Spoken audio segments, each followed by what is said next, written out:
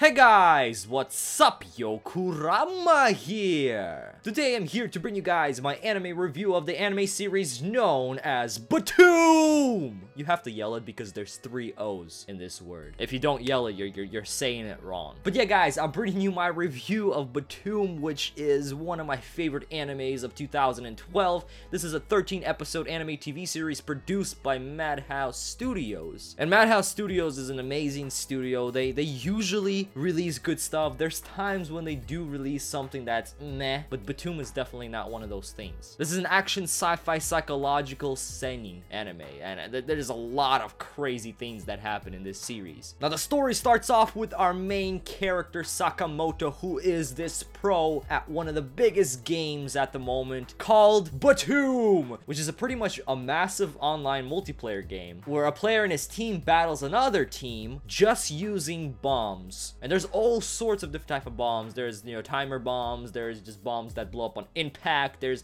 remote control bombs, there's just so many different kinds of bombs, and this game is just the biggest thing at the moment, and Sakamoto is actually one of the top players. He's actually #1 in Japan. And one day he's just sitting there, normally having a normal day, because he's a shut-in. This guy's a hikikomori. All he does is play video games, doesn't work, doesn't go to school, nothing. So he's playing his video game. And with the blink of an eye, he wakes up hanging from a tree in some island jungle place, and all he has is a pack of some sort of item, which turns out to be bombs, and he's just confused. He doesn't know what's going on until later that night he got attacked. Somebody tried to kill him, and the reason why somebody tried to kill him, even though he has no idea why, but they all have these crystals in their hands, so they need 8 crystals including theirs to get off the island. So you pretty much have to kill 7 people to pull the crystal out, and you can't pull the crystal out any other way unless the person dies. So pretty much him and a bunch of other people were put on this island, on this massive battle royale, recreating the game of BTOOOM. Everybody has different types of bombs, and it's just some crazy stuff. Of course, not everybody's gonna want to play along and actually start killing people, because that's wrong, but some do play along and some just don't care. They want to get off this island, and they will do anything to get off that island. Groups form. Sakamoto's pretty much in the group that doesn't want to fight, that doesn't want to kill anybody, even though he has to at some points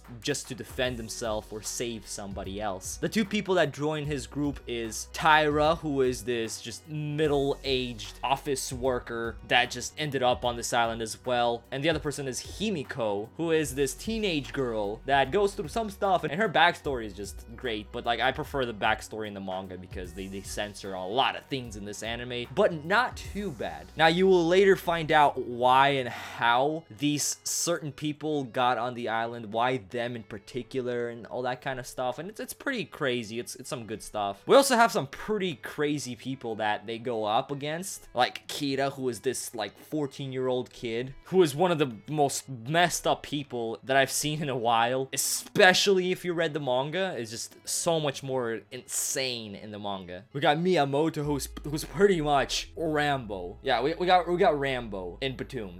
That's pretty much what he is. And there's many other people that encounter them, and it's very interesting. A lot happens in these 12 episodes. Now you guys heard me mention multiple times that this certain scene or that certain backstory is better in the manga, and yes, it is. The manga version, especially of any psychological action gory seinen series, usually is better in the manga because nothing is censored. But as an anime adaptation from that type of genre, from that type of series, it is a very good anime adaptation. You can either start with the manga and then later check out the anime, or just watch the anime and then go for the manga. Either way, both are good. The anime adaptation is great. It also moves around some scenes that are supposed to occur later on in the manga, but they occur earlier in the anime, and I actually like that they did that because the anime feels a lot more natural in its pacing. Also, the anime in 12 episodes covered what happened in about 50 chapters or so of the manga, and a lot of people will be like, what? That's a lot of chapters to cover in only 12 episodes. Man, this pacing must be horrible, or this anime must be so rushed. But no, it's actually it's done really well. They show everything that needs to be shown from the manga. They adapt into the anime. The reason why it took only 12 episodes to adapt 50 or so chapters is because this is an action manga, and a lot of the chapters are just full of action scenes, and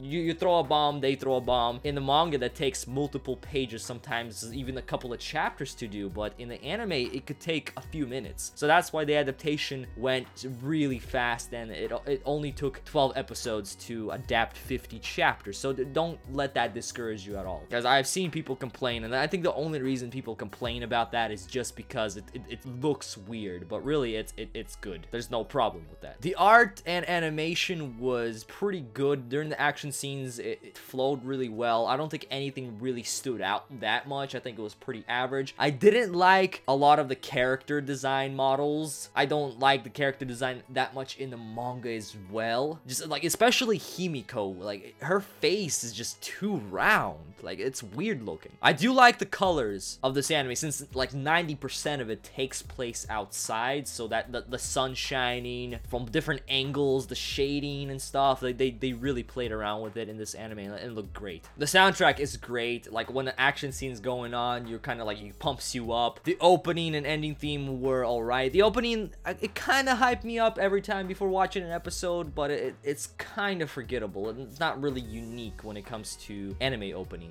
So yeah, guys, my overall thoughts for BTOOOM is that it's a very, very good anime adaptation from a manga, and I say it's a must-watch. I still believe that it's one of the greatest anime that came out in the year 2012. So I definitely recommend it. So you guys, let me know in the comment section below what you guys thought of BTOOOM. Did you guys like it? Did you guys not like it? Do you guys agree or disagree with anything that I have to say? Let me know in the comment section below. Always looking forward to reading those. Also, if you guys are going to check out BTOOOM, make sure you come back afterwards and let me know in the comment section below what you guys thought of it. Always love reading those comments. Make sure you guys like this video because it helps out a lot and I very much appreciate it. And also subscribe to the channel if you guys like anime reviews and other anime type videos. A lot more on the way. I'm Yokurama, and baby, I'm out. Peace.